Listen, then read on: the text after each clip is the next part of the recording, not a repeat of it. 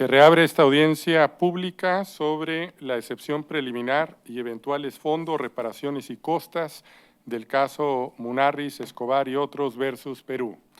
Corresponde ahora que la representante de las presuntas víctimas y que la representación del ilustre Estado expongan sus alegatos finales orales sobre la excepción preliminar y eventuales fondos, reparaciones y costas en el presente caso, y que la representación de la Comisión Interamericana exponga sus observaciones finales. Daré ahora la palabra a la representante de las presuntas víctimas para que presente sus alegatos finales orales. Muchas gracias, señor presidente, señora jueza, señores jueces de la Corte Interamericana, señores representantes del ilustre Estado peruano, de la Comisión Interamericana de Derechos Humanos. Con su venia, Dania Cos, abogada de Comiset, representante de las víctimas en el presente caso, daré inicio a los alegatos orales finales, mediante los cuales esta representación probará, a través de argumentos fácticos y jurídicos, que la desaparición de Walter Munarriz Escobar es una desaparición forzada, ejecutada por agentes estatales y atribuible al Estado peruano. Asimismo, demostraré que las deficiencias en la investigación y la total impunidad y falta de esclarecimiento sobre el paradero de la víctima que impera en el presente caso, luego de casi 20 años de transcurridos los hechos, constituye una violación flagrante a los derechos a las garantías judiciales y protección judicial, para luego referirme puntualmente a algunas medidas de reparación solicitadas. Antes de ingresar a los argumentos sobre el fondo, esta representación estima necesario resaltar que la posición del Estado en el presente procedimiento internacional ha sido variable y contradictoria en relación a la caracterización de los hechos como constitutivos del delito de desaparición forzada de personas y el implícito reconocimiento de responsabilidad internacional que ello trae consigo. Desde su primera respuesta, en febrero de 2006, el Estado peruano señaló que existen indicios razonables de que estamos ante un caso de desaparición forzada, llegando incluso a afirmar en ese momento que aunque no se hayan individualizado a los autores, lo que sí es presumible es que haya sido cometido por agentes estatales. Esta postura fue expresada nuevamente en el informe 010-2006, informe 046-2006 y 125 del mismo año, presentados por el Estado peruano en la etapa de admisibilidad de la Comisión Interamericana. Fue también base para el informe de admisibilidad aprobado por la CIDH en febrero de 2007 e incluso fue reiterada nuevamente en la etapa de fondo mediante el informe 108-2007 de la Procuraduría Pública Supranacional del Estado peruano. El Estado recién cambia de posición luego de que la Procuraduría Pública consultara al Ministerio del Interior sobre la posibilidad de someterse a un procedimiento de solución amistosa, reproduciendo desde dicho momento, casi literalmente y hasta la fecha, los argumentos del Ministerio del Interior como posición de defensa, entidad que, como bien sabemos, es de la cual dependen los efectivos policiales responsables de la desaparición forzada de Walter Munarriz Escobar. Esta representación no comprende por qué, si era tan evidente la desaparición forzada que fue reconocida en un inicio por el Estado, este no aceptó someterse a un procedimiento de solución amistosa, alargando innecesariamente y por más de 10 años el presente procedimiento internacional y mellando significativamente las posibilidades de poder encontrar los restos de la víctima. En ese sentido, los representantes solicitamos a este honorable tribunal que tenga en consideración este cambio de postura en la defensa del Estado al momento de dictar sentencia.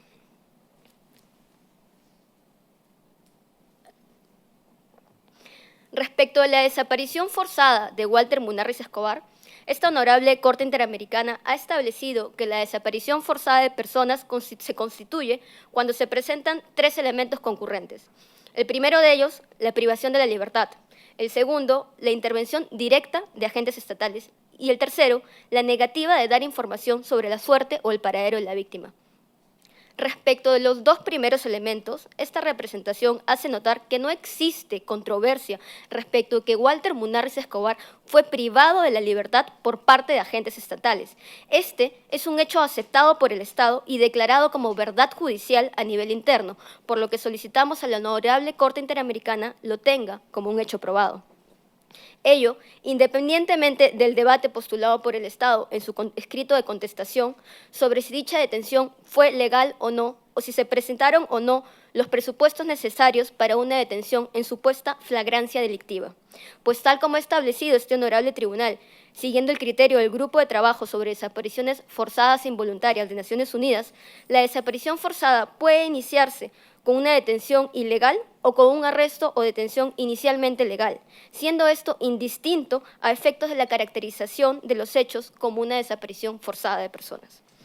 Así pues, la controversia en el presente caso gira en torno a si Walter Munarriz Escobar fue liberado o no, pues el Estado señala que la víctima fue puesta en libertad. No obstante, no ha podido aportar prueba alguna sobre esta supuesta liberación. La única certeza absoluta que existe es que la última vez que se vio con vida, no controvertida, que Walter Munarriz Escobar fue visto con vida, fue al interior de la comisaría del IRCAI el 20 de marzo de 1999, hace 19 años. En ese sentido, este tribunal ya ha tenido la oportunidad de pronunciarse en casos de desaparición forzada en los que se ha alegado una supuesta liberación de la víctima. Específicamente, en el caso Osorio Rivera y Familiares versus Perú, la Corte Interamericana reconoció que el brindar información sobre una supuesta liberación es una práctica comúnmente utilizada para ocultar la verdadera suerte o paradero de la víctima de desaparición forzada. Y esto reconoció que era no solo en Perú, sino también en el resto de países del mundo, pues así lo ha reconocido también los órganos de derechos humanos de Naciones Unidas y el Tribunal Europeo de Derechos Humanos, cumpliéndose así con el tercer elemento concurrente para el delito de la desaparición forzada de personas. Por ello solicitamos respetuosamente a la Honorable Corte Interamericana que aplique los principios de inversión de carga de la prueba y presunción de responsabilidad estatal que derivan de la obligación de garante que ostenta el Estado sobre toda persona sometida a su custodia y declare que, en el presente caso, corresponde al Estado peruano y no a la parte peticionaria demostrar con una explicación satisfactoria que Walter Munarriz Escobar fue puesto en libertad. Cabe señalar que este criterio ya ha sido utilizado por la Corte Interamericana en el caso Osorio Rivera y Familiares versus Perú y en el caso Rodríguez Vera, desaparecidos del Palacio de Justicia versus Colombia, utilizando para ello la jurisprudencia del Tribunal Europeo de Derechos Humanos, que desde el año 2005, en el caso Tanis y otros versus Turquía, viene señalando que en los casos en los que una persona ingresó a un lugar de detención bajo custodia estatal y no ha sido vista desde entonces, corresponde al Estado probar mediante una explicación satisfactoria que la víctima abandonó las instalaciones. Y en el presente caso, el Estado no ha podido probar que Walter Munarriz Escobar abandonó la comisaría del IRCAI y que fue puesto en libertad.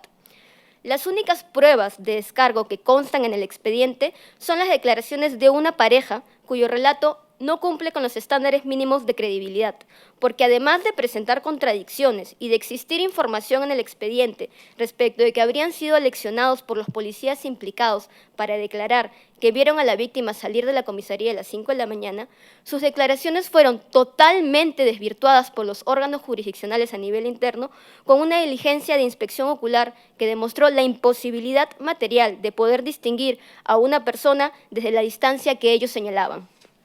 Por el contrario, existen diversos elementos que permiten concluir que la desaparición de Walter Munarriz Escobar fue producto de una desaparición forzada. De hecho, diversas autoridades del Estado peruano lo reconocieron así en su momento. Entre ellos está la Defensoría del Pueblo, que descartó la versión de que Walter Munarriz Escobar haya sido puesto en libertad o que haya huido debido a problemas familiares. También está la Fiscalía Provincial Mixta de Angaraes, que formalizó denuncia penal por el delito de desaparición forzada. El Juzgado Mixto de Angaraes, que abrió proceso y dictó mandato de prisión preventiva. La Fiscalía Superior Mixta de Huancavelica, que emitió un dictamen acusatorio contra los procesados.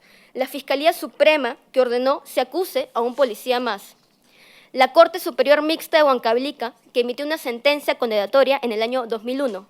La propia Procuraduría Supranacional del Ministerio de Justicia, que reconoció ello en reiteradas oportunidades ante el trámite ante la Comisión Interamericana de Derechos Humanos. E inclusive, contrario a lo señalado en el escrito de contestación del Estado, la sentencia que absuelve a los policías procesados también reconoce que se trata de una desaparición forzada, pues en su parte resolutiva ordena el archivo provisional de la causa. De acuerdo con la normativa procesal penal peruana, el archivo provisional se da cuando se ha probado la existencia del delito, mas no se ha probado la responsabilidad del inculpado. Es por ello que la sentencia ordena que se continúen con las investigaciones de los presuntos responsables de la desaparición forzada de Walter Munarriz Escobar. Si no se hubiese considerado que se trataba de una desaparición forzada, el Poder Judicial hubiera ordenado un archivo definitivo de la causa. Para los únicos órganos del Estado peruano para los cuales no es evidente que estamos frente a un caso de desaparición forzada, fueron la fiscal a cargo del caso, que fue separada por su manifiesta parcialidad en el caso, y el Ministerio del Interior, que es la entidad de la cual dependen directamente los responsables de la desaparición forzada de Walter Munarriz Escobar. Asimismo, esta representación considera que no es aplicable al presente caso el argumento del Estado peruano sobre la aplicación del precedente del caso Rodríguez Vera y otros versus Colombia respecto de que no toda desaparición de una persona por el simple hecho de que no se conozca su paradero constituye una desaparición forzada. Ello debido a que no es posible hacer un paralelo, como pretende hacer el Estado peruano, con las dos víctimas cuya desaparición forzada no fue declarada por este tribunal en dicho caso. Ello debido a que en el caso colombiano se comprobó que estas dos personas habían fallecido en el incendio y sus restos ya habían sido ubicados y aparentemente identificados, situación que desde ningún punto de vista es equiparable a la base fáctica del presente caso. Sin perjuicio de los antes mencionados, el precedente del caso Rodríguez Vera y otros versus Colombia sí resulta aplicable al caso que nos convoca el día de hoy, en el extremo que, tal como lo hace el ilustre Estado peruano ahora, el Estado colombiano tampoco reconoció responsabilidad internacional por las víctimas cuya desaparición forzada no fue condenada por las autoridades judiciales a nivel interno, debido a falta de pruebas contra los procesados más allá de toda duda razonable. Frente a ello, este honorable tribunal acertadamente le recordó al Estado colombiano que la Corte Interamericana no es un tribunal penal y que, por lo tanto, no es necesario probar la responsabilidad internacional del Estado más allá de toda duda razonable, pudiendo utilizarse la prueba circunstancial, los indicios y las presunciones de las cuales se pueda extraer conclusiones consistentes sobre los hechos para fundar una sentencia. Así, en el caso Rodríguez Vera versus Colombia, la Corte utilizó una serie de indicios para declarar la responsabilidad internacional del Estado colombiano. Entre ellos, se utilizó la falta de registros oficiales de la detención, la información de que en el expediente habían actos de tortura y traslado, la dirección por parte de los responsables de las primeras diligencias con el objeto de ocultar el delito, las amenazas a los familiares y testigos que no fueron negadas ni investigadas por el Estado, la emisión de una sentencia que determinó la responsabilidad por desaparición forzada, pese a que luego haya sido declarada nula por el propio Estado. Y por último, la falta en su conjunto de esclarecimiento de los hechos. Todos estos elementos que se presentaron en el caso colombiano también se presentan el día de hoy en el caso de Walter Munarriz Escobar. Efectivamente, existen suficientes indicios para probar que estamos frente a una desaparición forzada. Las irregularidades en los registros oficiales de detención se vieron traducidas en una falta de una acta de liberación de la víctima y la confección del parte de intervención luego de haber sido denunciados los hechos. Como segundo indicio, tenemos la información respecto de que Walter Munarriz habría sido sometido a tortura mientras se encontraba detenido en la comisaría del IRCAI, información que no fue proporcionada por uno solo, sino hasta por 3 personas.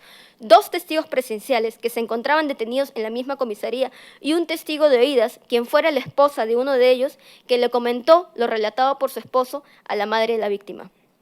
Como tercer indicio, tenemos las amenazas a los familiares y testigos que no han sido investigadas ni controvertidas por el Estado, incluyendo la falta de investigación sobre los motivos de la retracción del testigo clave.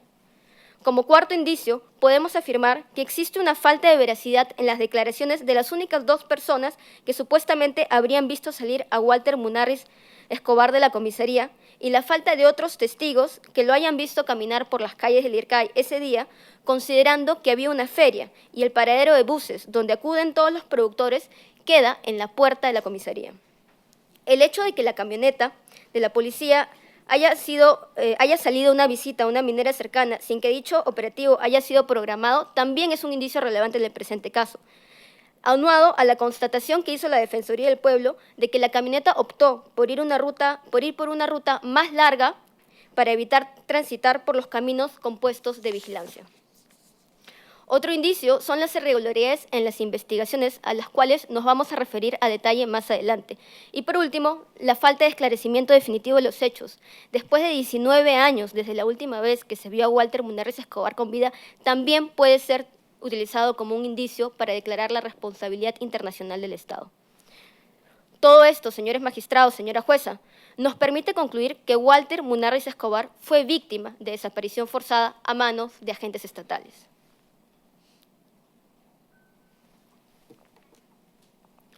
Respecto de la violación del derecho a las garantías judiciales y protección judicial, la Corte Interamericana ha establecido que toda vez que haya motivos razonables para sospechar de que una persona ha sido sometida a desaparición forzada, debe iniciarse una investigación penal de oficio, sin dilación y de manera seria, imparcial y efectiva. En el presente caso, la investigación no fue iniciada de oficio ni de manera inmediata. Cuando la madre de la víctima acude ante la Fiscalía Provincial del IRCAI, la fiscal a cargo se negó de atenderla en más de una oportunidad, manifestándole que debía regresar en 60 días, restándole credibilidad a su denuncia y señalando que la víctima seguro se había fugado con su enamorada. La Fiscalía inició la investigación recién 4 días después de sucedidos y denunciados los hechos, y luego de que la madre del desaparecido presentara una denuncia formal y por escrito, al igual que el director de la escuela universitaria en la cual estudiaba la víctima, y luego también de la intervención de la Defensoría del Pueblo. Y esta investigación, que no se realizó ni se inició de manera inmediata y oportuna, se limitó, tal como constató también la Defensoría del Pueblo, a recepcionar manifestaciones sin practicar las diligencias necesarias para el verdadero esclarecimiento de los hechos, ni la búsqueda del agraviado. Asimismo, la investigación estuvo completamente desprovista de la garantía de imparcialidad, pues desde que se inició, la fiscal a cargo del caso plasmó su parcialidad en documentos en los cuales tildó de falsas las acusaciones contra la Policía Nacional del Perú, señalando que estos vienen cumpliendo sus labores de forma honesta.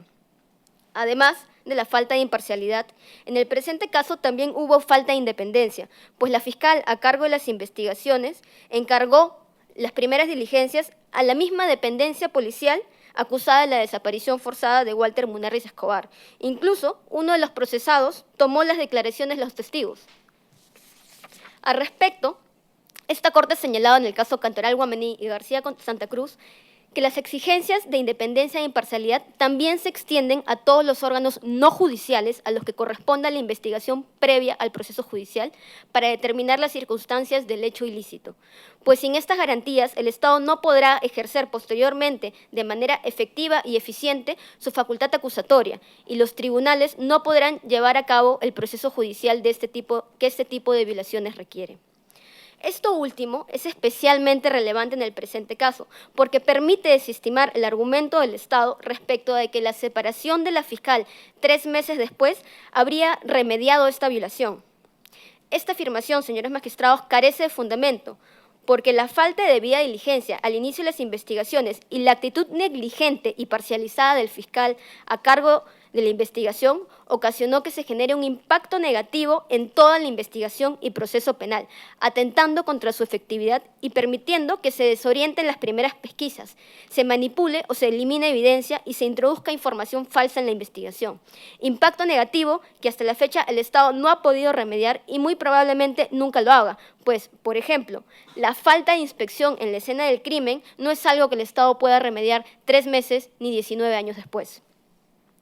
Por otro lado, en los casos de desaparición forzada, la investigación también debe incluir la realización de todas las acciones de búsqueda necesarios para poder determinar la suerte o destino de la víctima y la identificación de sus restos mortales. No obstante, en la época de los hechos, el Estado no ejecutó ninguna acción tendiente a determinar el paradero de Walter Munarriz Escobar, afectando así también el derecho a la verdad de los familiares de la víctima. Finalmente, también se ha violado el derecho al plazo razonable, puesto que las investigaciones por la desaparición forzada de Walter Munarriz Escobar permanecen abiertas desde la sentencia absolutoria del año 2004. En dicha sentencia, el Poder Judicial ordenó que se continúen con las investigaciones del delito de desaparición forzada. No obstante, no se llevó a cabo ninguna diligencia adicional con el propósito de encontrar a los responsables o de ubicar su paradero. Además, las actuaciones recientes de investigación por parte del Estado, iniciadas en el año 2017, también han sido infructuosas. Incluso, en su escrito de contestación, el Estado reconoce que la actual Fiscalía a cargo del caso va a archivar la investigación.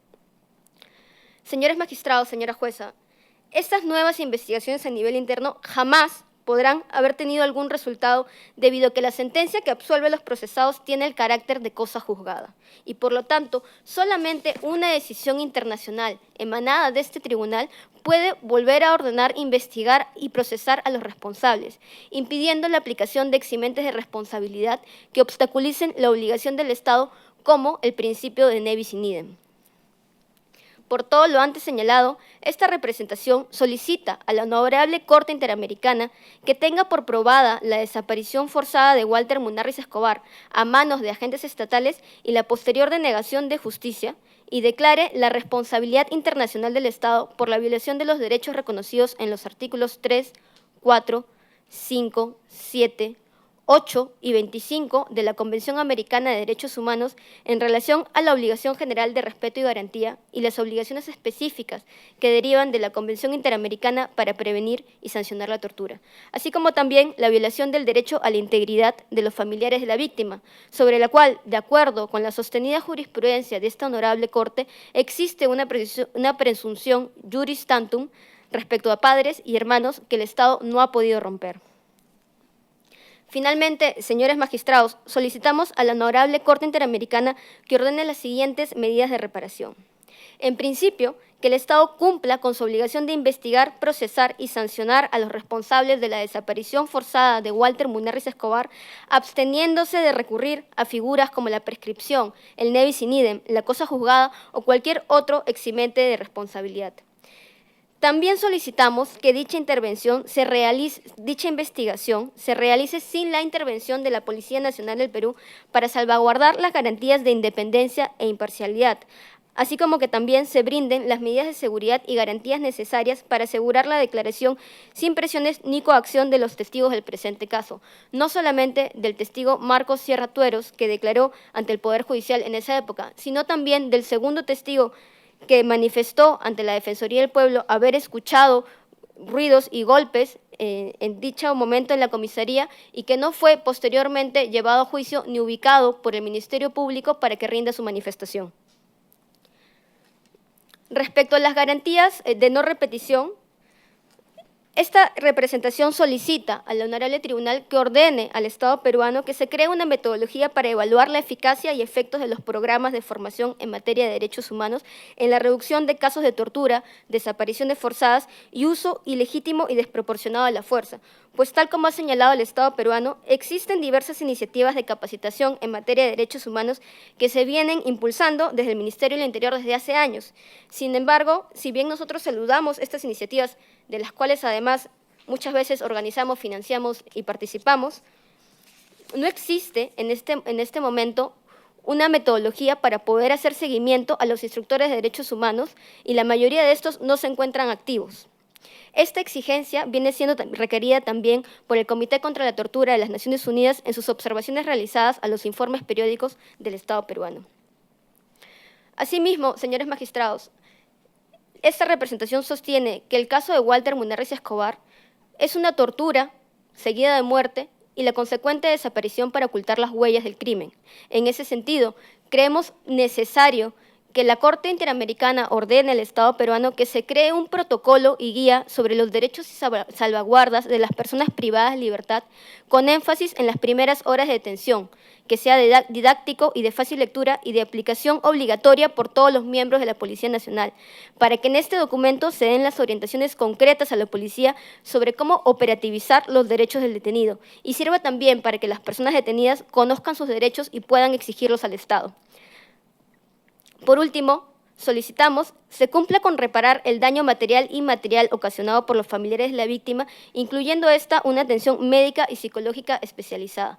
El Estado peruano ha argumentado que como algunos familiares de la víctima han tenido acceso a salud o a servicios de salud del Ministerio de Salud del Estado peruano, ya se ha venido cumpliendo con esta obligación. No obstante, Salud es un organismo para los trabajadores, de los cuales se descuenta un monto de la planilla para poder atenderlos. No es de ninguna manera una medida reparatoria, al igual que las atenciones por el Ministerio de Salud, que no cuentan con un enfoque de reparación ni toman en consideración las características especiales de la violación de derechos humanos y las necesidades particulares de los familiares de la víctima.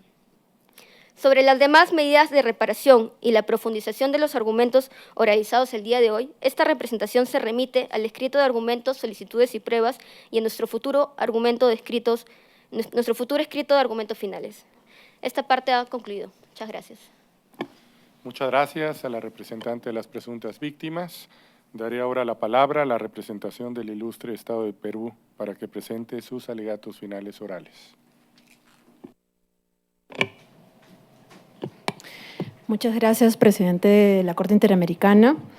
El Estado presentará su exposición para brindar los argumentos correspondientes a esta honorable Corte para brindarle los elementos necesarios para que pueda pronunciarse sobre el presente caso, evidenciándose que el Estado realizó diversas actuaciones conforme a los parámetros interamericanos frente a la alegada desaparición del señor Walter Munarriz Escobar, por lo que no debería determinarse su responsabilidad internacional por los derechos invocados como vulnerados. En esta ocasión, los alegatos del Estado estarán a cargo de mi persona y del agente Helmudo Olivera y constará de 5 partes o de 5 puntos. El primero, relacionado a la alegada desaparición forzada del señor Munarriz. Segundo, con relación a la investigación del proceso penal que se siguió con relación a los hechos alegados. En tercer lugar, sobre la integridad personal y su supuesta afectación en contra del señor. En cuarto lugar, lo relativo al artículo 2 de la Convención Americana de Derechos Humanos. Y finalmente, para realizar algunas observaciones con relación a las recomendaciones de la Comisión Interamericana en su informe de fondo. Con relación al primer punto sobre la alegada desaparición forzada del señor Walter Munarriz, como punto de partida, el Estado desea recalcar la importancia de señalar de que los hechos de este caso del año 1999, a diferencia de otros sobre desaparición forzada que la Corte ha tenido a bien evaluar y resolver, no se desarrollaron ni se vincularon con el contexto de conflicto armado interno que atravesó nuestro país. Tampoco se relacionó con acciones del Estado en el marco de lucha antisubversiva, ni con un contexto de práctica sistemática de desaparición forzada.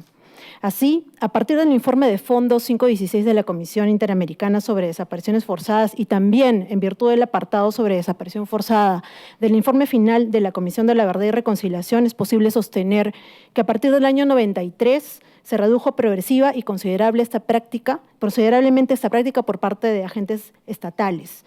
Conforme a esto, esta parte cuestiona que en el informe de fondo de la Comisión Interamericana y también compartida esta posición por parte de la representación de las presuntas víctimas, se aplique el caso Jeremías Osorio contra Perú, en este caso particular, y en el extremo específico de que las autoridades alegan o alegaron o eventualmente alegan la liberación de la víctima, una posible víctima de desaparición, como una práctica para ocultar la verdadera suerte o paradero de esta persona. Esto como si se tratasen de casos con un contexto similar o igual. Dicho esto, es importante además señalar que en el caso de desaparecidos del Palacio de Justicia contra Colombia, esta Corte mencionó que la desaparición de una persona porque no se conoce su paradero no es lo mismo que una desaparición forzada, con lo cual no toda desaparición es una desaparición forzada. En este caso concreto, el Estado debe recordar que la sentencia interna del 25 de mayo del 2004 afirmó que el señor Walter Munarriz desapareció, efectivamente, y fue el 20 de marzo del 99 el último día en el que se supo de él. Asimismo, no determinó que esta desaparición sea forzada ni que los responsables hubiesen sido los efectivos policiales involucrados en ese proceso penal. Tomando en cuenta esto, el Estado considera y resalta que los órganos jurisdiccionales determinaron la desaparición del señor Munarriz, pero sin que se concluya que ello haya constituido una desaparición forzada. Para tener claridad sobre este punto, me valdré con una diapositiva que hemos preparado para hacer referencia a unos hechos relevantes del caso que no han sido controvertidos, principalmente a nivel del proceso penal interno que se llevó a cabo, todos los cuales sucedieron en la madrugada del sábado 20 de marzo del 99 y fueron acreditados a lo largo del proceso penal que culminó en el año 2004. Así podemos ver que, en primer lugar, en las 3:55 de la madrugada del 20 de marzo del año 99 se apersonó la señora Patrick Flores a la comisaría del IRCAI denunciando que se había capturado una persona que intentó ingresar a su habitación. Luego, y ante ello, un efectivo policial se dirigió a este inmueble, Manolos, ubicado a 2 cuadras de la comisaría, y condujo al señor Munarriz a la misma, observando que éste presentaba signos de encontrarse en estado de ebriedad. Es importante tomar en consideración que esta diligencia se realizó sin ningún tipo de violencia. Luego de realizar esta conducción, este efectivo hizo entrega del señor Munarriz a otro efectivo que estaba de turno en ese momento a las 4:10 de la madrugada. 5 minutos después de realizar esta conducción, se apersonaron a la comisaría la señora Maura y Máximo Romero Bendezú, quienes permanecieron en este lugar aproximadamente por 15 minutos. Y sobre esta permanencia de estas 2 personas se debe mencionar lo siguiente: que la señora Romero, dueña del inmueble en el que ingresó Walter Munarriz, decidió no interponer una denuncia alguna en su contra al reconocerlo. Hasta las 4:30 de la madrugada aproximadamente, o al menos, la señora evidenció que el señor Munarriz se encontraba en buen estado. Luego de que no ha sido objeto de cuestionamiento el hecho de que uno de los efectivos sugirió a la señora Maura que se lleve al señor Munarriz a su domicilio. Y finalmente, judicialmente, también se determinó que el señor Munarriz se negó a ser llevado a su domicilio por la señora Maura. Para el Estado, estos elementos hacen del presente caso uno particularmente distinto a los demás casos de desaparición forzada que esta honorable Corte ha analizado sobre Perú. Esto toda vez que no hubo intervención con violencia por parte del efectivo policial, no se denegó la información y se brindó la posibilidad de que Walter Munarriz se pueda retirar a su domicilio con una persona distinta a los efectivos policiales. El Estado remarca que lo que es objeto de controversia en sede supranacional es lo que sucedió con posterioridad a estos hechos relatados, luego del apersonamiento de los hermanos Romero Bendezú a la comisaría. ¿Qué se tiene al respecto? Debemos señalar que sobre ello la sentencia del 2004, emitida por la Sala Mixta de la Corte Superior de Huancavelica, se corroboró que uno de los efectivos puso en conocimiento de este evento al jefe policial de la comisaría, quien se entrevistó con el señor Munarriz sugiriéndole que se quedase a dormir y le ofreció llevarlo incluso a su domicilio, pero al no aceptar le indicó que podría retirarse. Asimismo, entre las declaraciones consideradas se tiene la del señor Cirratueros, quien se refirió al actuar de 2 de los efectivos a quienes se les imputó la desaparición del señor Munarriz y además las afectaciones contra su integridad. Sobre este último punto se volverá más adelante en la exposición del Estado con mayor detalle, pero sin perjuicio de esto se adelantarán algunas observaciones en la medida que se encuentran vinculadas a la presunta desaparición forzada de la presunta víctima. Al respecto, es importante señalar que si bien es cierto, el señor Cirratueros realizó una declaración incriminatoria sobre estos efectivos, esta declaración no resultó uniforme ni consistente y fue variando conforme se dio el desarrollo de las investigaciones del año 99. Así tenemos que en su declaración inicial señaló que no escuchó ningún ruido extraño durante la madrugada. Luego, en su declaración del 20 de abril, los incrimina y menciona que en la madrugada escuchó ruidos y que le estaban pegando a alguien. Y debe mencionarse respecto a esta declaración que esta fue cuestionada porque esta se encontraba viciada por la participación de funcionarios que no tenían competencia en el proceso penal. Posteriormente, en la declaración del 22 de mayo, el testigo modifica lo manifestado y señala que no pudo identificar las voces que había escuchado. Luego, el 17 de julio, indicó que en la madrugada de los hechos los ruidos que escuchó fueron una discusión. De ahí cambió su versión señalando que las voces que escuchó no correspondían a los efectivos indicados. Y asimismo sostuvo que su declaración realizada el 20 de abril, en la que señaló que escuchó gritos y voces, la hizo por una promesa de apoyo que habría recibido por parte de un familiar del agraviado para otro proceso que se le seguía. Y sobre la incriminación hacia los efectivos, indicó que la realizó porque fue inducido por autoridades que le tomaron la manifestación. Y finalmente señaló que se sentía arrepentido por haberse contradicho en sus declaraciones. Lo antes expuesto, señores magistrados, lógicamente generó una duda razonable en el órgano jurisdiccional interno sobre los posibles actos de maltrato, principalmente en perjuicio del señor Munarriz, por lo que consideró que no había elementos que sustentasen tal afectación y menos aún para remitir lo actuado al Ministerio Público. Sobre las declaraciones del señor Donaires Guamán, este ciertamente prestó su declaración señalando que en la madrugada de los hechos no escuchó ruido alguno extraño. Luego de esto, este señor no volvió a prestar declaración testimonial alguna, pese a que el órgano judicial realizó las diligencias necesarias para poder obtener declaraciones adicionales.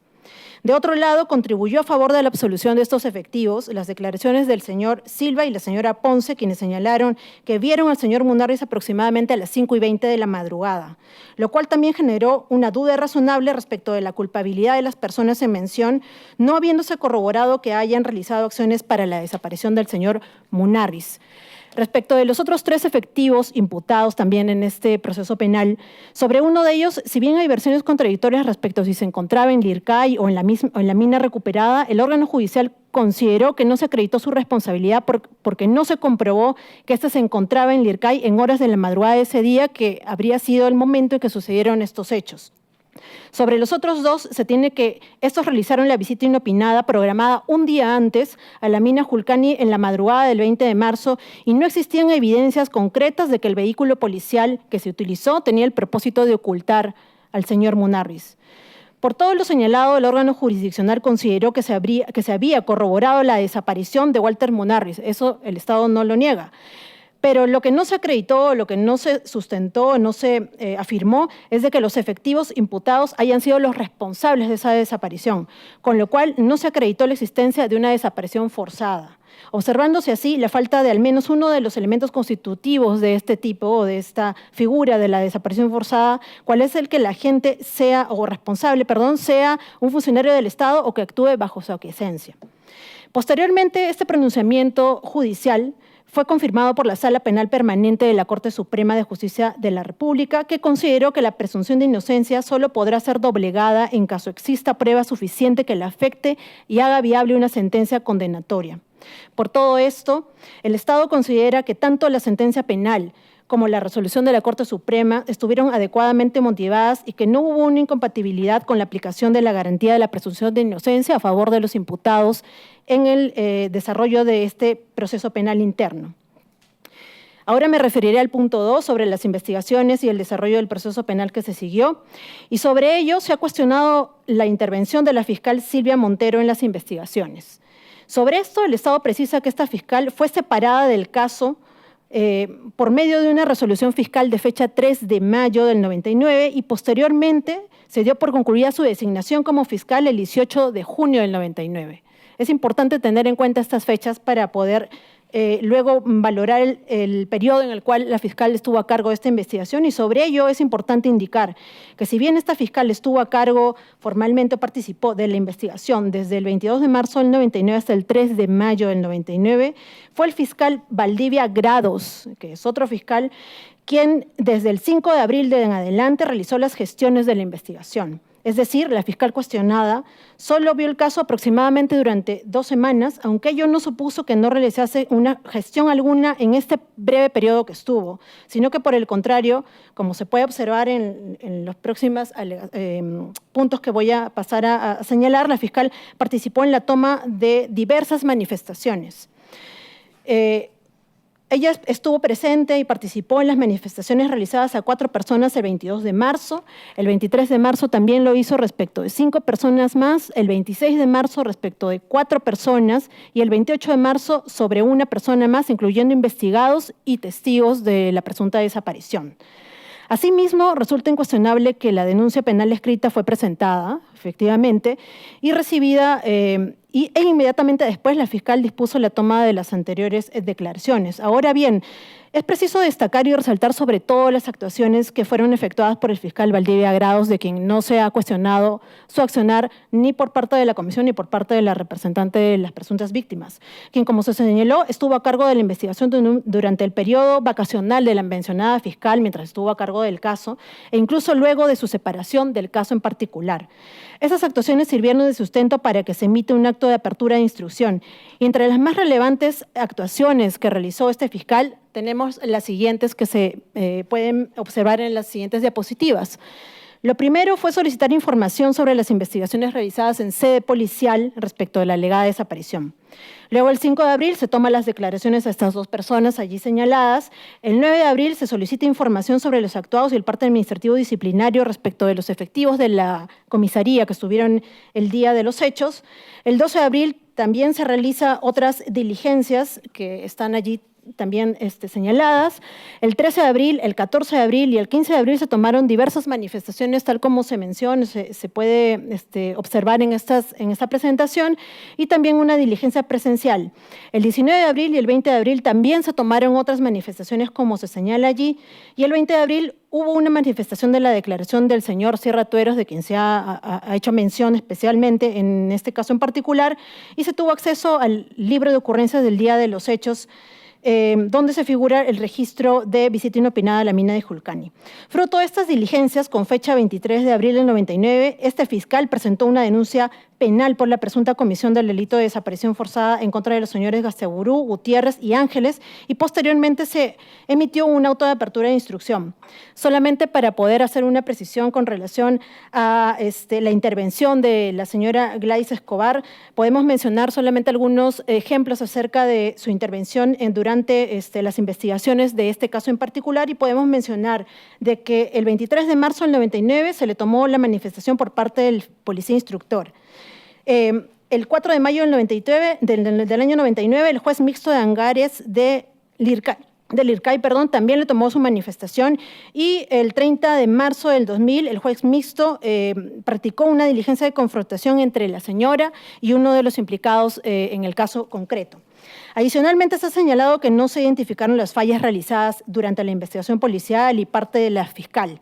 Sobre esto es importante afirmar que de forma posterior a estas actuaciones cuestionadas, además de separar del caso a la fiscal a quien se ha cuestionado, el fiscal Valdivia realizó una diversidad de diligencias como las antes mencionadas.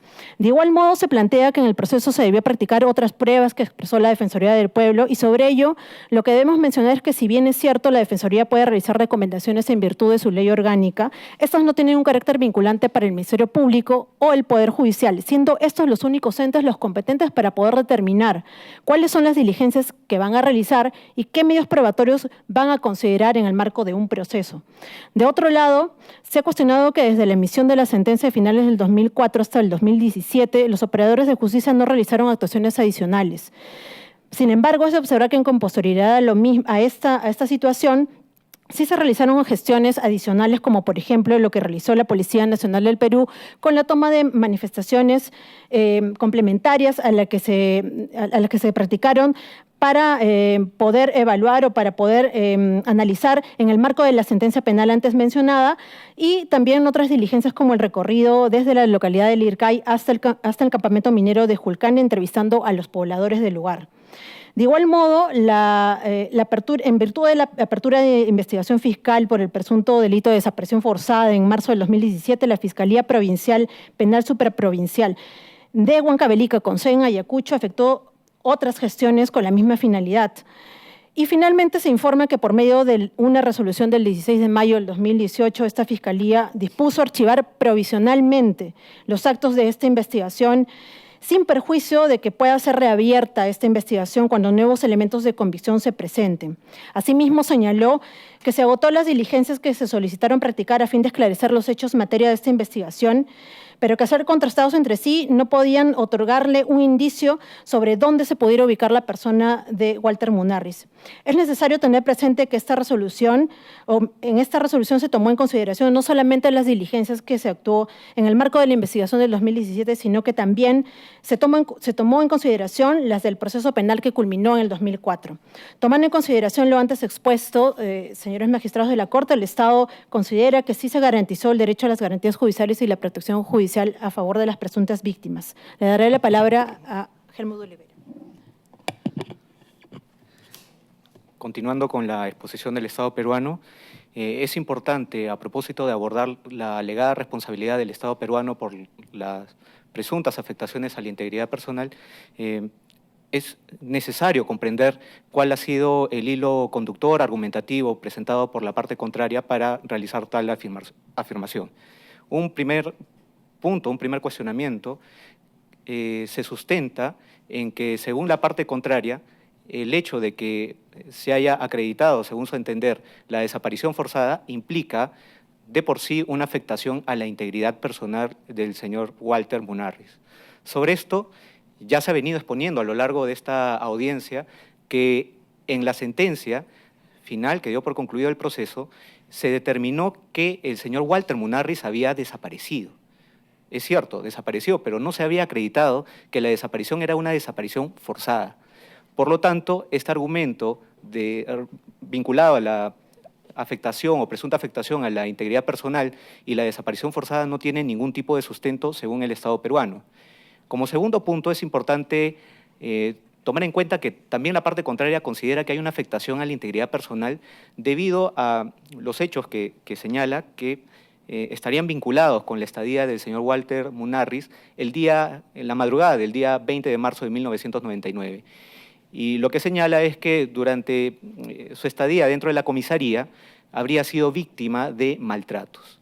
Entonces, para dar fundamento a esta postura, la parte contraria señala que habría al menos dos testimonios, dos testigos, el señor Sierra Tueros por un lado y el señor Donaires Guamán, quienes habrían afirmado de alguna forma que habrían escuchado y habrían sido testigos indirectos de la afectación de la integridad personal del señor Walter Munarriz por agresiones o maltratos por parte de efectivos policiales dentro de la comisaría. Bueno, sobre esto es importante tomar en consideración que la Defensoría del Pueblo también tomó en cuenta estos testimonios, pero no solo la Defensoría del Pueblo, sino también el Poder Judicial. Entonces, es importante tener en claro que la vinculación de la afectación de la integridad personal, según la parte contraria, está necesariamente vinculado a dos declaraciones. Si es que estas dos declaraciones no resultan suficientes, definitivamente no se podría hablar de indicios razonables para afirmar de que hubo un acto de afectación a la integridad personal en contra del señor Walter Munarriz.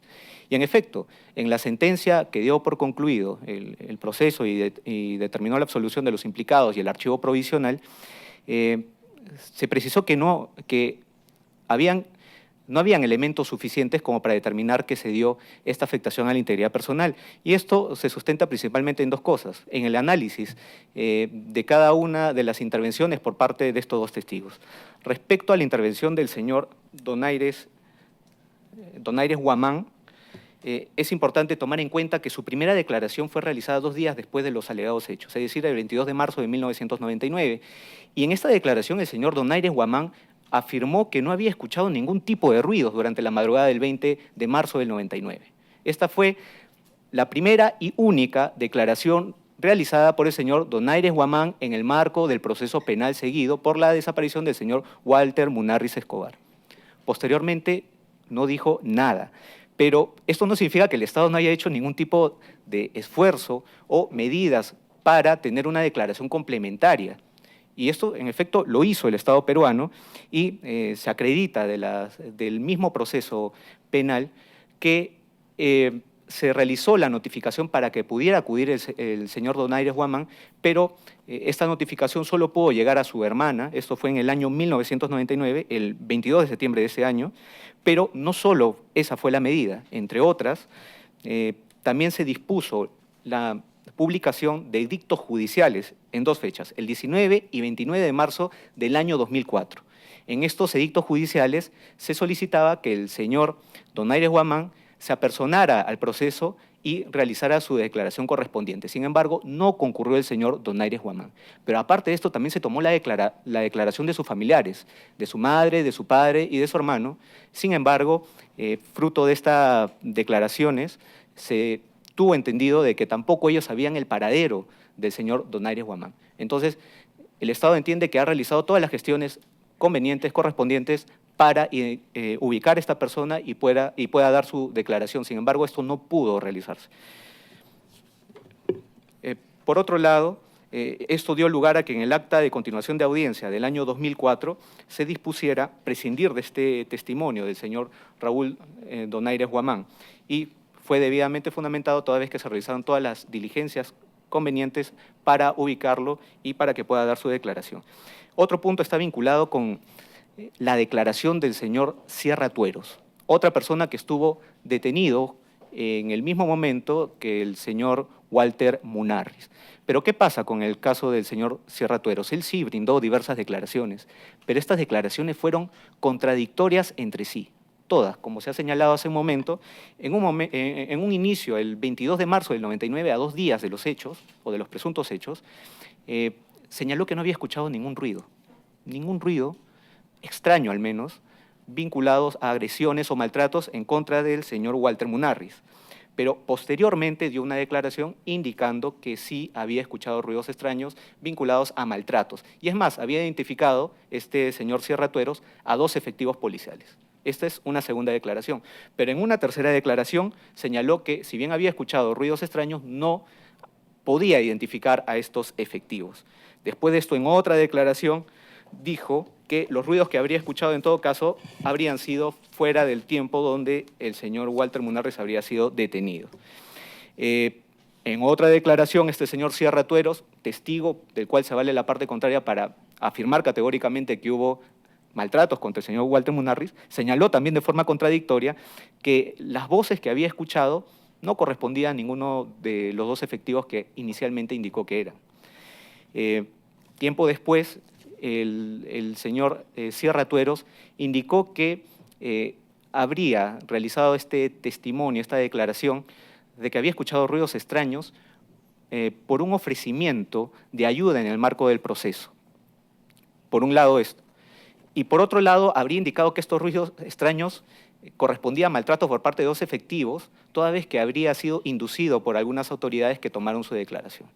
Entonces, esto es muy importante para tomar en consideración que ha habido diversas contradicciones por parte del declarante y, por lo tanto, el Estado peruano considera que ha realizado diversas diligencias con la finalidad de poder contar con estos testimonios, uno de los cuales no se ha podido contar a pesar de todas las diligencias, y en el caso del señor Sierra Tueros, las declaraciones han sido contradictorias en todos sus extremos, por lo tanto no se podía tomar en consideración, por lo tanto no hay ningún elemento. Adicionalmente, hay que también considerar la declaración de la señora Maura Romero de Raez, quien señala que habría visitado al señor Walter Munarriz entre las 4:15 y 4:30 de la madrugada del 20 de marzo y que no habría evidenciado ningún tipo de signo o algún elemento que le lleve a pensar que había sido víctima de agresión. Esto al menos hasta las 4:30 del día 20 de marzo del año 1999. Por lo tanto, el Estado peruano considera que no existe elemento alguno para que se le atribuya la responsabilidad por las alegadas afectaciones a la integridad personal. Un segundo elemento a considerar está vinculado con la alegada afectación o vulneración al artículo 2 de la Convención, toda vez que el tipo penal que en su momento se aplicó al caso no estaría conforme a los criterios interamericanos. Sin embargo, sobre esto hay que hacer algunas precisiones. Primero, que en ningún momento se ha demostrado que la aplicación del tipo penal o de la forma como estaba tipificada la desaparición forzada en ese momento implicó alguna dificultad o algún problema para la investigación y posterior juzgamiento respecto a los responsables. Esto no se ha hecho, por lo tanto, no resulta pertinente hacer la referencia sobre la alegada afectación al artículo 2. Sin perjuicio de ello, es importante que se tome en consideración que desde enero del año pasado se publicó en el Diario Oficial Peruano una modificatoria al tipo penal de desaparición forzada por medio de un decreto legislativo, lo cual implica un esfuerzo tanto por parte del Congreso así como el propio Poder Ejecutivo. Y esta modificatoria obedeció a las observaciones que realizó en realidad la Corte Interamericana en diversos casos acerca de los problemas que había inicialmente en la tipificación del delito de desaparición forzada. Y el nuevo tipo penal, en efecto, está cumpliendo con todas estas observaciones. Ya no se incluyen solo como presuntos autores, solo agentes del Estado, ahora se ha incluido a otros autores diferentes.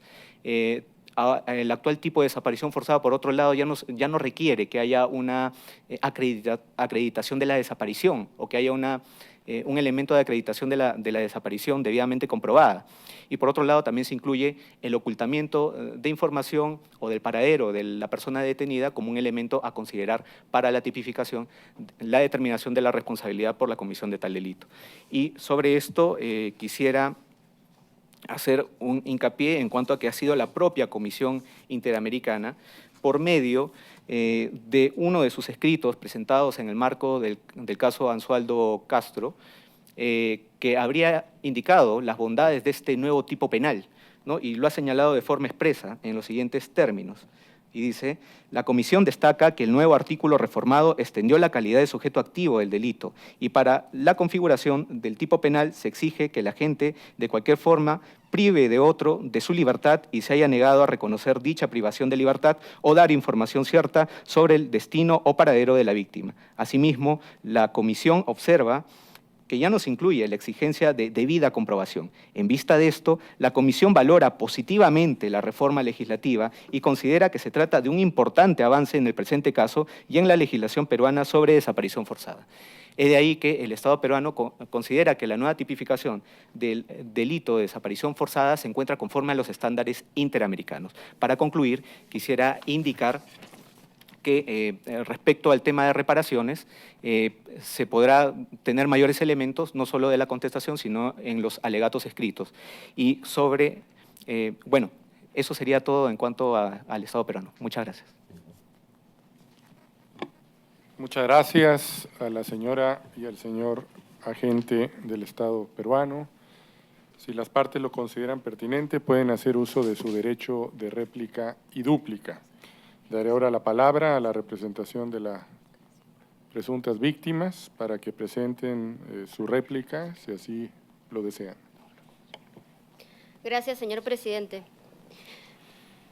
No es necesario que una desaparición forzada sea cometida en un contexto de conflicto armado interno o lucha contrasubversiva para que se configure esta desaparición. De hecho, los agentes del Estado señalan que no se puede aplicar el presente caso, el caso Osorio, Rivera y Familiares versus Perú, porque esta fue cometida en el marco del conflicto armado interno del Estado peruano y en el presente caso esta desaparición forzada de Walter Munarriz ha sido ajena a este contexto. Pero en el caso Osorio, Rivera y Familiares versus Perú, lo que hizo la Corte Interamericana fue citar para establecer ese precedente el caso Turluyeva versus Rusia del Tribunal Europeo de Derechos Humanos, un caso que, al igual que el presente, tampoco fue cometido en el marco de la lucha contrasubversiva o un conflicto armado interno en el Estado ruso. Además, el Estado no puede descansar su responsabilidad internacional en las declaraciones de los implicados para señalar que no tiene responsabilidad, pues conforme ha establecido este tribunal en el caso González Medina y Familiares versus República Dominicana, no es lógico ni razonable investigar una desaparición forzada o negar su ocurrencia en base a que los posibles responsables o autoridades involucradas no han brindado información. Tampoco puede pretender salvar su responsabilidad internacional en la retracción del testigo clave, debido a que este no ha cumplido con investigar los motivos de la retracción ni las amenazas a las cuales existe información de que esta persona ha sido víctima. Igualmente, en el caso de Raúl Donaires Guamán, el otro testigo, la única declaración que brindó en el caso donde dijo que no había escuchado nada fue frente a los policías de la misma dependencia policial donde desaparecieron a Walter Munarriz Escobar y frente a la fiscal parcializada del caso que tuvo que ser separada. Las faltas en las garantías del inicio de la investigación es un hecho no controvertido por el Estado peruano que culminó con la separación de la fiscal a cargo del caso. Y al respecto, los representantes queremos resaltar y citar textualmente el párrafo 140 del informe de fondo de la Comisión Interamericana, que dice que en los casos de desaparición forzada, las diligencias iniciales de la investigación resultan cruciales, pues pueden ser determinantes en las perspectivas reales de esclarecimiento del paradero de la persona desaparecida, así como en la determinación de las posibles responsabilidades. Haber separado a la fiscal, que mostró su parcialidad con los policías, no remedia de ninguna manera los perjuicios que se le ocasionaron a la investigación en el presente caso. Asimismo, por otro lado, el análisis de la desaparición forzada no se puede abarcar derecho por derecho, pues tiene que ser abarcada en la totalidad de los hechos, teniendo en consideración que es una compleja violación de derechos humanos. En ese sentido, el Estado no puede afirmar que no ha habido una lesión del derecho a la integridad personal analizando los hechos de manera aislada. Por otro lado, Respecto a la violación del artículo 2 de la Convención Americana de Derechos Humanos, esta representación también considera que el tipo penal de desaparición forzada en el Código Penal peruano ha sido modificado adecuadamente en cuanto a sus elementos de tipo. No obstante, nosotros tenemos reservas respecto al quantum de la pena. ¿Por qué? Porque en el presente caso nos encontramos frente a un caso de tortura seguida de muerte y posterior desaparición forzada para ocultar las evidencias de los hechos y procurar la impunidad de sus autores. En ese sentido, la desaparición forzada de personas en Perú actualmente está sancionada con una pena mínima legal de 15 años de pena privativa de libertad. Y la tortura seguida de muerte está sancionada con 20 años de pena privativa de libertad. Es decir, con una pena aún mayor. Esto podría ocasionar como riesgo que los autores de torturas que hayan ocasionado las muertes de las víctimas prefieran desaparecer sus cuerpos para enfrentarse a la posibilidad de un castigo menor. En ese sentido, los representantes de las víctimas sostienen que el tipo penal de desaparición forzada en el caso peruano aún no se encuentra acorde a la magnitud del delito ni a los estándares de la Corte Interamericana de Derechos Humanos. Y por último, quisiéramos señalar que la representación nunca ha negado que la señora Munarriz haya podido participar del juicio y de las investigaciones. Sin embargo, sus contradicciones se entienden en el nerviosismo de esta persona al prestar su declaración ante este tribunal. Muchas gracias. Muchas gracias a la representación de las presuntas víctimas. Daré ahora la palabra a la representación del ilustre Estado peruano para que presente la dúplica, si así lo desea. Muchas gracias, señor presidente. Haré alusión a 3 puntos concretos para luego pasarle la palabra a mi compañero. Se ha hecho alusión al tema del contexto armado interno por parte del Estado y se ha reforzado esa figura para poder visibilizar ante esta honorable Corte de que este caso no se encuentra enmarcado en ese contexto. ¿Y esto para qué? Para que se tenga cuidado con la aplicación de las presunciones que de forma, digamos, casi inmediata se puede aplicar para otros casos en los cuales sí existe ese contexto particular. Ese es el tema para el cual el Estado le interesa poder hacer hincapié a esta diferenciación y al asunto particular de la inexistencia de ese contexto. Sobre la falta de determinación de responsabilidad penal individual por parte de los implicados en el proceso penal interno que se siguió a propósito de la presunta desaparición del señor Munarriz, ello también tiene por finalidad, o tuvo por finalidad, no necesariamente el decir o el plantear de que por la absolución de esos policías el Estado estaría libre completamente de responsabilidad, sino para poder visibilizar también de que no se configuró al menos uno de los elementos constitutivos de la desaparición forzada, cuál es el tema de quién es el agente responsable de ese acto. Y en este caso no se llegó a corroborar judicialmente ello y por eso estas personas fueron absueltas por el órgano jurisdiccional competente. Y con relación a la alegada parcialización de la fiscal, sobre la cual se han realizado diversos cuestionamientos, el Estado desea enfatizar también, como lo ha hecho en sus alegatos orales, de que el cuestionamiento realizado sobre el accionar de esta fiscal no es que puede ser motivo para que por inercia se pueda desconocer o cuestionar todo lo que vino posteriormente a su actuación, ¿no? Se tiene que hacer énfasis al hecho de que esta persona o esta fiscal fue separada de ese caso. Y también el punto que nos parece relevante es de que esta persona no estuvo a cargo de la investigación por mucho tiempo, ¿no? Y que posteriormente otro fiscal y seguramente algunos otros fiscales que estuvieron también de por medio en la investigación y incluso en el proceso penal, los jueces que actuaron en ese procedimiento, también tomaron las diligencias del caso y valoraron lo que se tuvo en ese momento para poder determinar finalmente la decisión final que tuvo ese juzgado en particular sobre este caso. Respecto al reconocimiento de responsabilidad, es importante tomar en consideración que en ningún escrito presentado por esta parte se ha señalado de que hay que asume la responsabilidad por la desaparición forzada o la alegada desaparición forzada del señor Walter Munarriz. Es importante tomar en consideración esto. No hay ningún tipo de reconocimiento de responsabilidad y así también lo entendió la Comisión, tanto así que en su recomendación contenida en el informe de fondo solicita que el Estado peruano reconozca la alegada desaparición forzada. Entonces, no solo es la postura del Estado, implícitamente, o notoriamente, mejor dicho, y expresamente, es de la Comisión Interamericana. La parte contraria señala que hay un reconocimiento implícito cuando se tiene claro, o no es cuestionable que el reconocimiento de responsabilidad tiene que ser claro, expreso e indubitable. Por lo tanto, no hay un reconocimiento de responsabilidad por parte del Estado peruano. En lo que concierne a la toma de declaraciones para la determinación de las afectaciones a los derechos del señor Walter Munarriz vinculados con la desaparición forzada o los maltratos que alega la parte contraria, es importante tomar en cuenta que, por ejemplo, en el caso del señor Sierra Tueros, no solo hubo una declaración testimonial, ¿no? Y esta declaración testimonial fue en frente de una fiscal, sino que hubo diversas declaraciones brindadas, tanto en el marco de la investigación como el procesamiento, donde se evidenció contradicciones por parte de esta persona.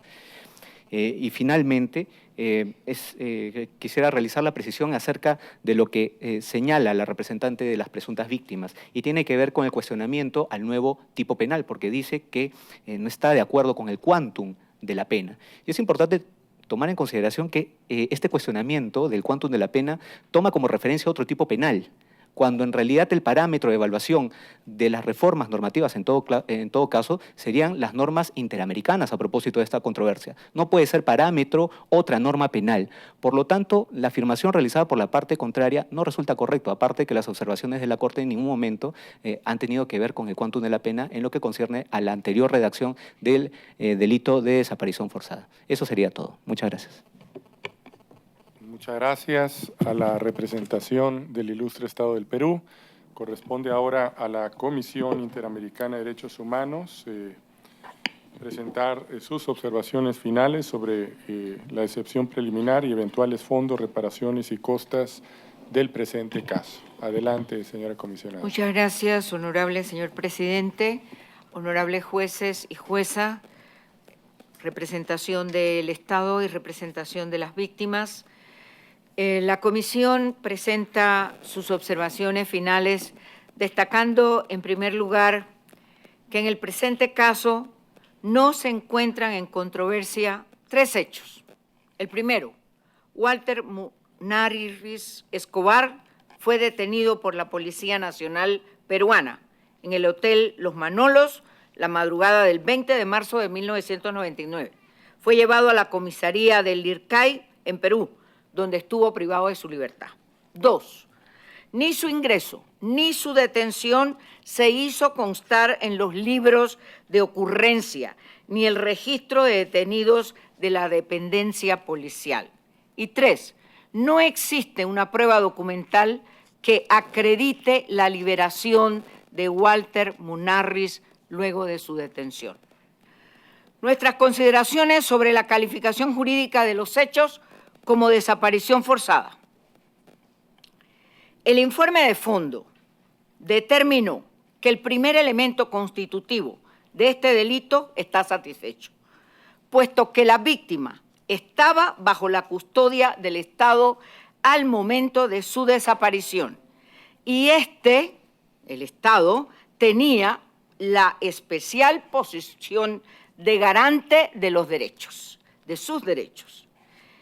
En el informe se detallan las razones por las cuales el segundo elemento constitutivo de desaparición forzada es el encubrimiento o la negativa a reconocer la detención, que también se encuentra satisfecho en tanto que las autoridades policiales activaron mecanismos de encubrimiento.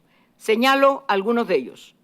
La falta del registro de la detención, pese a haber acudido a diversas entidades estatales, incluyendo la propia comisaría del IRCAI y la Fiscalía, los familiares no pudieron tener la información alguna sobre el destino o paradero del joven Walter, que sí está añadido en la sentencia del 2004 la calificación de desaparición forzada, página 192 del anexo 3 del informe. La CIDH tomó en cuenta los serios indicios de que existió presión a algunos testigos para favorecer la versión policial y la información no esclarecida por el Estado, como se analizará más adelante, de los maltratos sufridos por la víctima en su detención.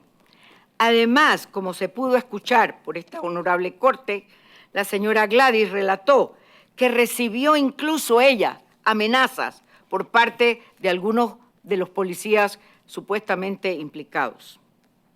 Por otra parte, la defensa del Estado se ha centrado en que la víctima fue puesta en libertad la misma madrugada del 20 de marzo de 1999 y ha planteado que la detención de Walter se realizó en situación de flagrancia, inmediatamente después de haber cometido un delito, el de violación de domicilio. Al respecto, la comisión reitera que al encontrarse Walter Munarriz bajo custodia del Estado, le corresponde a éste brindar una explicación satisfactoria de lo sucedido y demostrar a través de los medios probatorios suficientes su afirmación sobre la alegada liberación de la víctima. La única prueba aludida por el Estado sobre la supuesta salida voluntaria de la víctima de la comisaría se relaciona con estas dos declaraciones de las personas que fueron analizadas por la comisión en su informe a la luz de las determinaciones que tanto la autoridad judicial como la Defensoría del Pueblo realizaron sobre la falta de credibilidad de estos testimonios, que se desvanecieron mediante las inspecciones judiciales que demostraban materialmente la imposibilidad de haber reconocido a la víctima a la distancia en que se encontraban estos testigos. En su informe de fondo 7616, la comisión determinó en relación a la detención, traslado e ingreso de la víctima a la comisaría del IRCAI que se incumplieron todas las garantías contempladas en el artículo 7 de la Convención Americana. Si bien en un caso de desaparición forzada no es necesario demostrar el incumplimiento de todas las garantías de este artículo, la comisión determinó que para el presente caso tal incumplimiento es tan manifiesto que se constituye en un indicio adicional de la actuación de los agentes del Estado. Apuntaba a no dejar constancia escrita sobre la situación de la víctima. La CIDH destaca además que la defensa del Estado en relación con la supuesta situación de flagrancia, por una parte, resulta contradictoria en cuanto reconoce que la víctima no fue detenida mientras cometía supuestamente un delito. En todo caso, se deja establecido que aún en el supuesto de flagrancia, ello no va a eximir la obligación que tenían las autoridades de hacer constar debidamente tanto la detención como la posterior liberación de Walter Munarriz Escobar. Lo que sabemos no ocurrió. Además de lo que ya aquí se ha señalado, la comisión considera que el precedente Rodríguez Vera por parte del Estado está realizada de una manera descontextualizada. El análisis relativo a un caso de desaparición forzada no se limita a si existe incertidumbre o no sobre el paradero de la víctima, sino que deben analizarse los elementos constitutivos del delito, entre estos la participación de los agentes estatales y en particular si la víctima se encontraba bajo su custodia. En el presente caso no existe tal falta de certeza como se ha dicho, y no está en controversia que Walter Munarriz Escobar se encontraba bajo custodia del Estado desde la última noticia que se tiene sobre su paradero. Frente a esto, y conforme a la jurisprudencia de esta honorable Corte, existe una fuerte presunción de responsabilidad directa del Estado sobre lo ocurrido a la víctima, y es al Estado a quien le corresponde la carga de la prueba para desvirtuar dicha presunción. Y no corresponde a las víctimas especular sobre las razones ni las circunstancias en que se hubiera dado la detención. Reiteramos en este sentido que ni los procesos judiciales internos ni el trámite ante esta honorable Corte el Estado ha presentado prueba alguna que logre acreditar la tesis de la salida de la víctima de la comisaría del IRCAI. Esta falta de esclarecimiento tiene que ver igualmente con sus obligaciones en materia de justicia en el presente caso, a los cuales me refiero más adelante. Reiteramos que el Estado no logra desvirtuar su responsabilidad en los hechos que la Comisión calificó como desaparición forzosa y que así se solicita que sea declarado por esta honorable Corte. Haremos referencia a las violaciones en materia de garantías y protección judicial en el presente caso, invocando tanto las obligaciones bajo la Convención Americana como los otros instrumentos interamericanos en materia de desaparición forzada y prevención y sanción de la tortura. El informe destacó la especial relevancia que cobran las actuaciones iniciales dentro de la investigación de una denuncia de desaparición forzada para salvaguardar la vida y la integridad personal de la víctima, que aún hoy no sabemos su paradero. Como pudo escuchar esta honorable Corte durante la presente audiencia, que de manera casi inmediata, al no tener información sobre el paradero de su hijo, su madre puso en conocimiento de las autoridades lo que estaba ocurriendo y de manera reiterada se apersonó a las oficinas del Estado sin que se recibiera su denuncia, como hoy ha quedado debidamente relatado. En efecto, la Comisión determinó que desde ese primer momento la Fiscalía no solo le negó a impulsar las acciones específicas e inmediatas al conocer los sucesos, sino que se manifestó a favor abiertamente de las autoridades policiales involucradas. Y que también se ha dicho ya, la remoción de la fiscal de esta actuación por sí misma no logra superar oportunamente las graves fallas que en la etapa de investigación inicialmente se dieron, ni que se adoptaron medidas para tal fin. La Comisión señaló omisiones de las autoridades. 1. Investigar los diferentes indicios de presiones y amenazas por parte de los funcionarios policiales involucrados. 2. Agotar una línea de investigación sobre las supuestas actividades inusuales de algunos policías involucrados en el día de la desaparición de la víctima. Y 3, no se investigaron a profundidad los diferentes testimonios que dieron cuenta de los abusos cometidos contra Walter durante su detención.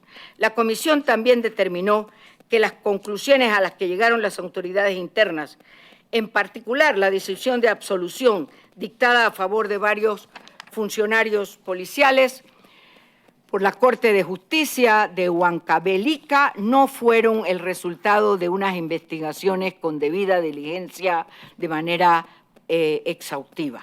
Sin perjuicio de ello, la Comisión advierte que esa decisión de absolución no inhibe a la obligación del Estado de adelantar investigaciones conforme a sus obligaciones para establecer lo sucedido, determinar las responsabilidades respectivas y califica de desaparición forzada y que no será y no podrá ser oponible el principio del non bis idem. La decisión ordenó que se continuaran las investigaciones sobre el paradero de la víctima y los presuntos responsables de lo que calificó como desaparición forzada, como he dicho, y que a la presente fecha no ha ocurrido. La CIDH también concluye el incumplimiento de la garantía del plazo del plazo razonable. Si bien el Estado ha hecho referencia a diligencias más recientes, en materia de la resolución de archivo provisional, pero sin que esto implique resultados concretos. Reiteramos las conclusiones en cuanto que, pasado más de 19 años del inicio de la ejecución de la desaparición forzada, esta no ha sido esclarecida por el Estado, no se ha presentado una explicación que permita justificar la ausencia de impulso procesal. Y reitera su solicitud a esta honorable Corte para que ordene las medidas de reparación atendiendo la naturaleza, la gravedad de las violaciones consideradas en el presente caso y las afectaciones causadas a sus familiares. Muchas gracias. Muchas gracias, vicepresidenta de la Comisión Interamericana de Derechos Humanos. Ahora corresponde a este tribunal realizar preguntas, comentarios a las partes, a la Comisión Interamericana, si así lo desea la jueza y jueces. Juez Patricio Pazmiño Freire. Gracias, señor presidente. Yo me permitiría solicitar a los ilustres representantes del Estado que en el documento final, el documento de alegatos puede responderse, no necesariamente ahora, es cuál es, conforme a la normativa o administrativa o legal que tiene el Estado peruano, cuál es el estándar que le otorgan a los documentos o a los informes que presenta el director, que me refiero al caso en particular, ¿no?, al director del Programa de Protección de Poblaciones Afectadas por la Violencia Política de la Defensoría del Pueblo de Huancavelica. Esos informes que elabora él por rango administrativo o normativo son meramente informes, son elementos que proveen indicios. ¿Cuál es la naturaleza de ese tipo de informes? Y cómo en el caso fueron valorados o no por la Defensoría del Pueblo de Huancavelica. Es decir, se transforman solamente en documentos internos y el defensor puede o no acogerlos. ¿Sí está clara la pregunta? No para que me la respondan, sino si está clara. Sí, justamente para el tema de la claridad de la pregunta que usted formula, señor juez, usted lo que desea conocer es cuál es el estándar que se tiene en el marco de un proceso penal cuando está en trámite respecto de un documento defensorial como el que ha señalado y como sucedió en el caso concreto, para efectos de ver cuál es el grado de referencia que tiene y cómo así se considera, podría considerarse en el marco del proceso penal. ¿Cuál es el estándar, la naturaleza de ese documento? Pero en el caso específico hay informes del director, que es parte de la Defensoría, ¿verdad? Sí.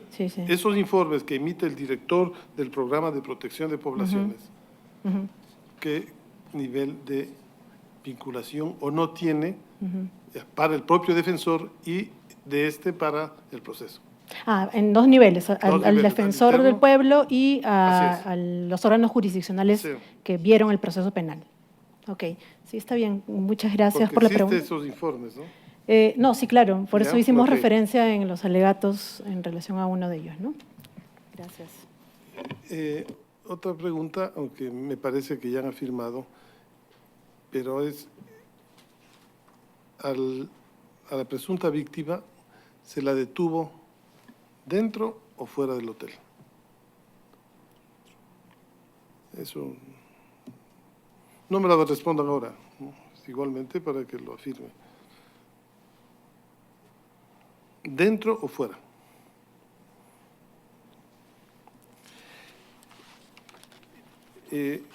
Para la ilustre vicepresidenta de la comisión y los comisionados y los miembros de la comisión, yo tengo particular interés y creo que el aporte que ustedes hagan va a ser sustantivo en los elementos que nos puedan proporcionar para comprender cómo el estándar del contexto que ha sido uno de los elementos capitales para la determinación de la desaparición forzada de manera general, hoy sería excepcional. Es decir, ¿cuáles son aquellos elementos que nos permitirían a nosotros como Corte comprender que la desaparición forzada ahora no requiere de un contexto o de un régimen dictatorial o de un régimen autoritario o de un régimen o un estado de violencia permanente, sistemática, etcétera? Es decir, esos elementos que nos puedan proporcionar, por favor, en el informe.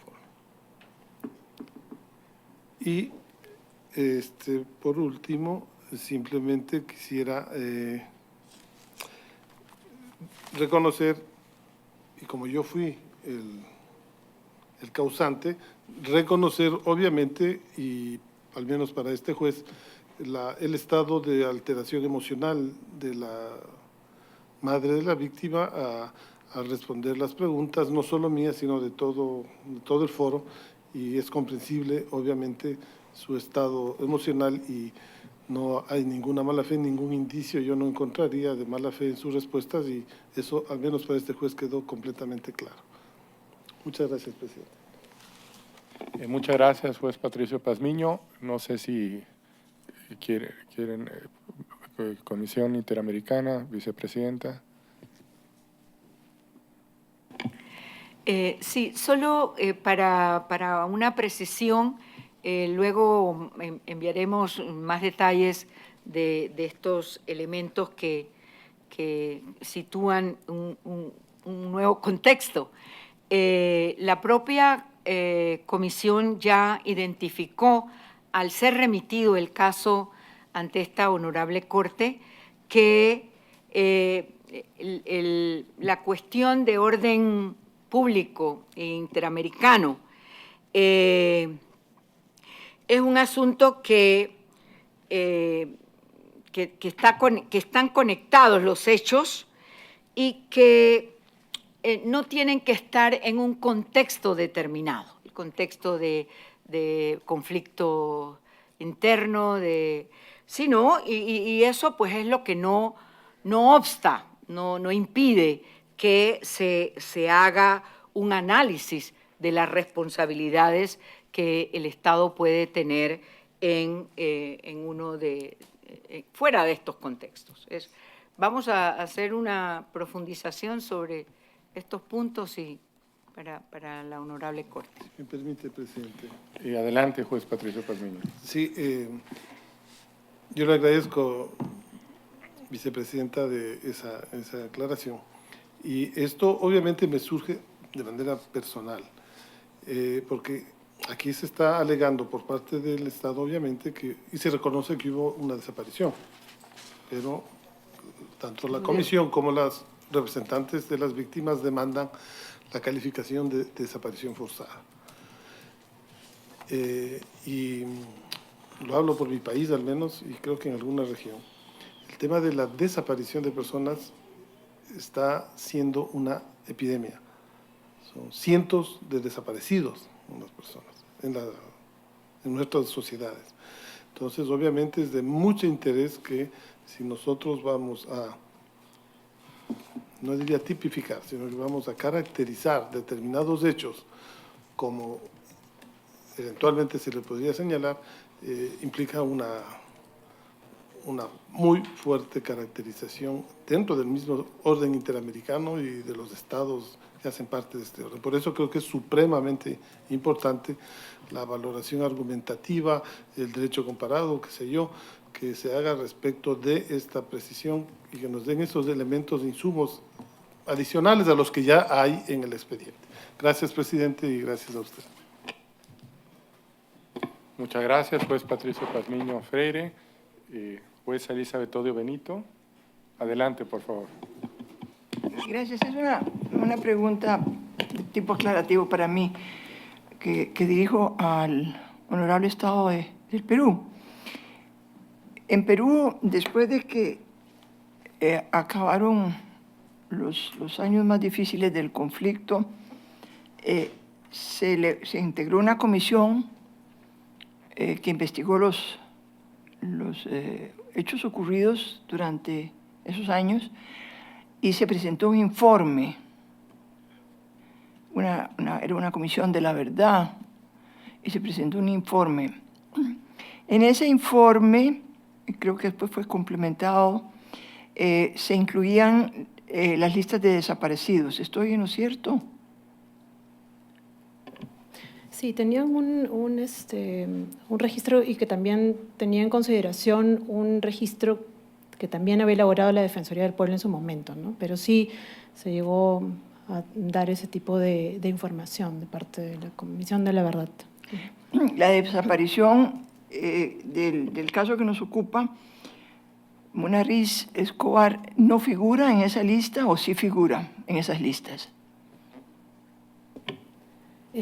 Al menos no se ha identificado que él esté dentro de esa lista de la Defensoría, porque el informe de la Comisión de la Verdad lo que hace es investigar determinados casos que se produjeron en el marco del conflicto armado interno en un periodo determinado, y como se ha sostenido ya, este caso estaría fuera de ese marco, ¿no? Entonces no. Pero ustedes podrían verificar en la lista de la Defensoría si aparece el nombre de Walter, por favor. Sí, lo podríamos confirmar en los alegatos. ¿Informarnos? Así es. Gracias. Y la otra pregunta es que no me quedó muy claro. ¿Por qué destituyeron a la fiscal exactamente? Con cargo también a poderlo precisar en los alegatos finales, hay una resolución, en realidad son dos, ¿no? Como se ha expuesto. Una en la cual se la separa del cargo, se la separa del caso, en un primer momento, y luego del cargo de fiscal. Ajá. Lo primero, entiendo hasta donde yo recuerdo, porque hay que revisar el texto de la resolución fiscal y los motivos por los cuales se tomó esa decisión, es que efectivamente se identificó un cuestionamiento en sus actuaciones y en sus omisiones. Precisamente por eso es de que las autoridades respectivas, en este caso del mismo Ministerio Público, tomaron esa decisión de apartarla del caso, porque se identificó que la persona o la fiscal en ese momento no estaba actuando de una forma adecuada, de tal forma de poder realizar las diligencias correspondientes en ese momento, ¿no? Entonces esa fue la decisión que se tomó, ¿no? Sí, por eso de decirle, por ejemplo, a la madre de Walter que volviera 60 días después, ¿tenía algún asidero legal o simplemente se le ocurrió? No, ese tema no está corroborado, pero también con cargo a poderlo revisar con respecto a la fundamentación de esa resolución fiscal. Entiendo que hay algunas manifestaciones que esta fiscal realiza, pero que lo hace sin necesariamente contar con el asidero que usted menciona, ¿no? Entonces, por eso es que… Les voy a agradecer muchísimo, les vamos a agradecer mucho que nos aclaren bien la situación de esa señora fiscal. Muchas gracias.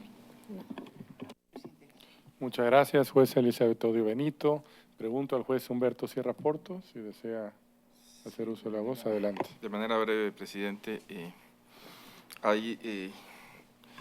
como me sucede con mucha frecuencia, veo que a veces las intervenciones van en un nivel de onda diferente.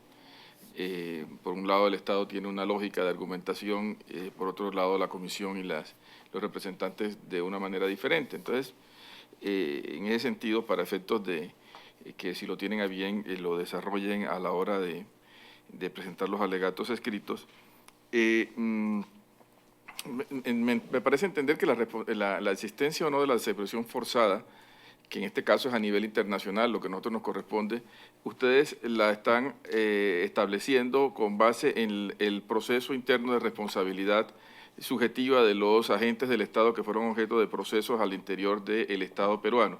Entonces, parece ser que estamos hablando de unos niveles de onda diferentes. Una cosa es la responsabilidad internacional por la desaparición forzada con una serie de requisitos en donde no necesariamente tiene que haber restablecido una responsabilidad subjetiva en un caso concreto. Entonces, por eso me parece un poco que están como magnífica argumentación de ambas partes, pero como que estamos hablando de dos niveles diferentes. Y si no es así, me gustaría que se precise un poco, particularmente por el Estado peruano, para poder entender su posición.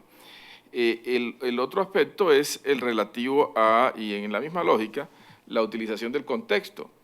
Lo que yo entiendo de lo que dice el Estado me puede llevar a a unas conclusiones que no estoy seguro y no creo que esas sean las que ustedes están pretendiendo, pero en el evento en que no exista un contexto establecido, como es el caso el contexto que se han dado en casos precedentes, entonces no pueden operar las presunciones de responsabilidad del Estado como en los términos como se ha dado con anterioridad. Entonces, ¿en qué queda la desaparición forzada? La desaparición forzada siempre requiere de la existencia de una serie de presunciones basadas en los indicios y en los elementos del caso concreto. Pero la afirmación así, sin más, de que al no existir el contexto no pueden operar las presunciones, pues daría lugar a que prácticamente nunca se podría establecer la desaparición forzada como un hecho de responsabilidad del Estado. Pero son aspectos de detalle, pero me parecen que no son un elemento menor a la hora de la discusión, que en este momento es una discusión esencialmente técnica, como lo planteaba muy bien la comisión cuando señalaba cuál es el problema de orden público interamericano que vamos a decidir. Simplemente para que lo tengan como un elemento de juicio a la hora de establecer sus reflexiones en los alegatos escritos. Así que en esos términos, presidente, simplemente. Muchas gracias, juez Sierra Porto. Se han pedido varias aclaraciones para los alegatos y observaciones finales escritas. Ya no hay más preguntas.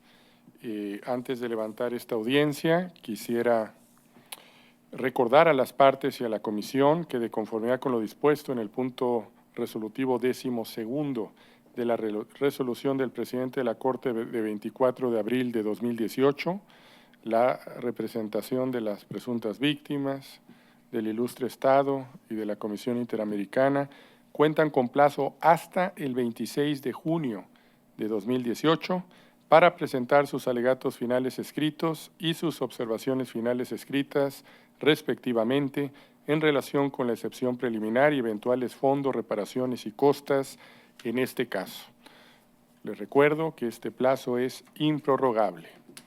Finalmente, quiero agradecer a la representación de la Comisión Interamericana de Derechos Humanos, a la representante de las presuntas víctimas y a la representación del Estado peruano su comparecencia y participación en esta audiencia y, por supuesto, a todo el público que está aquí presente y a quienes nos han seguido por las redes sociales. Se da por terminada esta audiencia pública. Muy buenas tardes. De pie, por favor, la Corte se retira.